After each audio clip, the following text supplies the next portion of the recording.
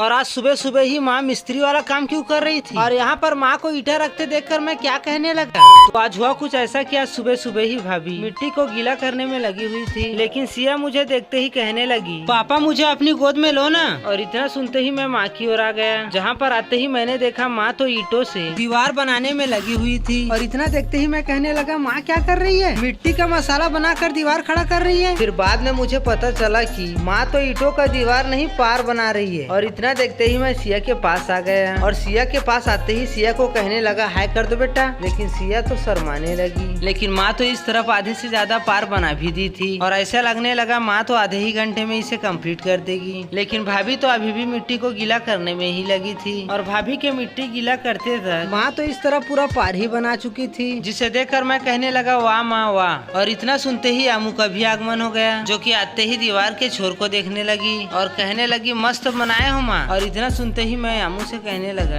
अरे माँ ने नहीं मैंने बनाया है। और इतना सुनते ही माँ तो गुस्से गुस्से में नीचे की ओर जाने लगी, इसीलिए मैं भी माँ को मनाने के लिए नीचे की ओर जाने लगा। क्या आप लोगों की भी माँ ऐसे ही गुस्सा होती है? अगर होती है तो कमेंट सेक्शन में जरूर बताना।